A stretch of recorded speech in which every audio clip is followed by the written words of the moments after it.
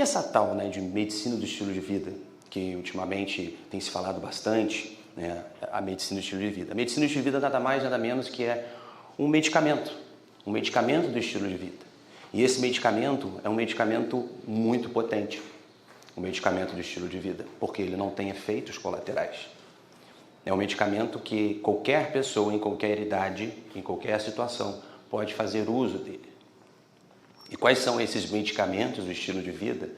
É o que você come, é o que você faz de atividade física, é como é o seu sono, é como você lida com o estresse, é quem importa para você e com quem que você se importa, é quando você se diverte, é como você trabalha, é qual o significado daquilo que você faz no seu dia a dia. Tudo isso são medicamentos, são pílulas de estilo de vida que você pode fazer uso no seu dia a dia. E qual o poder que a medicina do estilo de vida tem? Então eu vou trazer aqui para vocês uma série de evidências mostrando qual o papel da medicina do estilo de vida em prevenir, tratar e até reverter doenças que nós conhecemos como crônicas. Mas essas doenças não são tão crônicas assim. Para vocês terem uma ideia, a Organização Mundial da Saúde diz que 70% de todas as doenças são de escolha do estilo de vida. E estudos com gêmeos dinamarqueses, isso é feito na década de 80, mostraram que 80% das doenças que esses gêmeos desenvolviam são de origem relacionadas ao estilo de vida.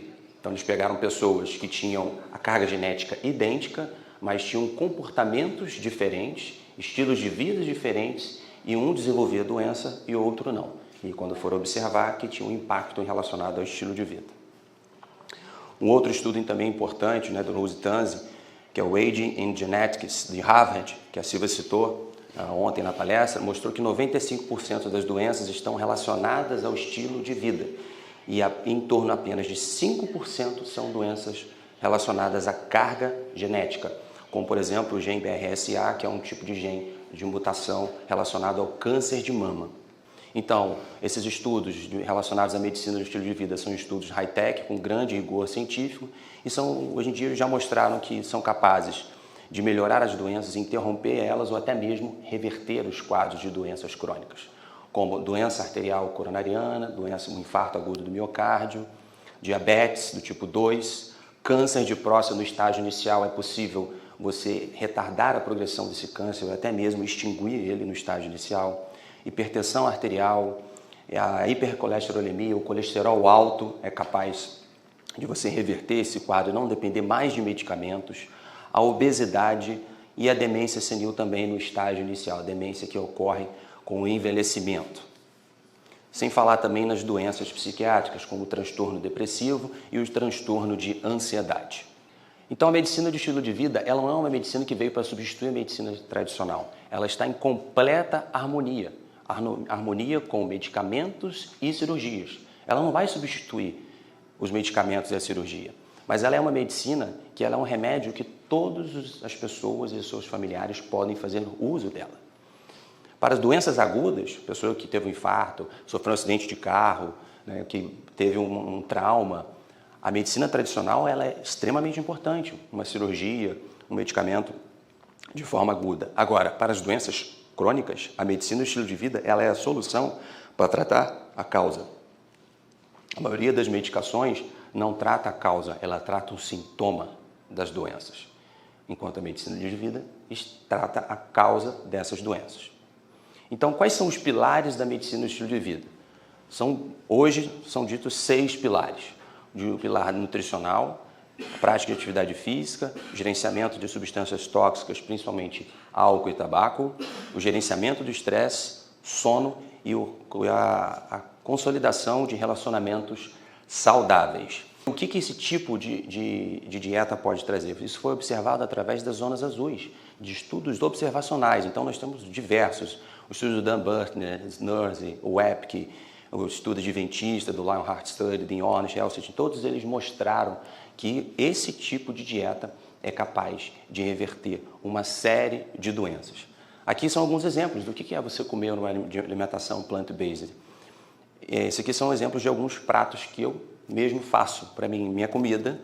todos os dias. Um prato colorido, rico em proteína vegetal, bastante fibra. Então, esse é o tipo de alimentação que eu acho que todos deveriam adotar. Quando nós falamos de atividade física, é você praticar atividade física dentro das recomendações, por exemplo, da Organização Mundial da Saúde. No mínimo 150 minutos durante a semana e 2 vezes na semana fazer um tipo de treino de força. Só o exercício aeróbico não traz tanto benefício quanto você associa ele ao exercício de força. Então, você precisa fazer uma academia, uma musculação, associado a um tipo de exercício cardiovascular, uma corrida, uma bicicleta, uma natação, uma dança. O importante é você fazer aquela atividade física que você gosta. O importante é estar em movimento. E atualmente nós sabemos que nós vivemos uma pandemia global de sedentarismo. Nós estamos cada vez menos procurando nos movimentarmos. É sempre poupando energia, mas consumindo muita energia através da alimentação. Então as recomendações, em torno de 150 minutos por semana de atividade moderada e treino de resistência e força 2 vezes na semana. E se você atingir essas metas, você consegue reduzir em 30% as doenças cardiovasculares e em torno de 6 a 10% todas as doenças crônicas não transmissíveis. E estudos já mostraram que pessoas acima de 50 anos, se elas cumprem pelo menos essas diretrizes de prática de atividade física, ela tem um ganho de até 4 anos a mais de vida. E qual o impacto da atividade física na saúde? Nós sabemos já que a prática de atividade física regular, ela pode reduzir a mortalidade por todas as causas, a chance de morrer por qualquer causa, diminui o risco de morte por doença coronariana, doença do coração, em torno de 30%, o risco de morte por diabetes mellitus tipo 2 em 31%, reduz o risco de câncer de intestino, mama, bexiga, útero, rim, estômago, pulmão, entre outros, em torno de 30%, melhora a sobrevida daquele paciente que teve câncer e passou a adotar um estilo de vida. Então ele começa a ter uma qualidade de vida melhor e uma expectativa de vida melhor. Coisa que, dependendo do paciente que passa por um processo de quimioterapia, recebendo vários medicamentos que são tão agressivos, não são agressivos apenas para o tumor, mas também para o organismo do paciente. Então o paciente às vezes fica com diversas sequelas.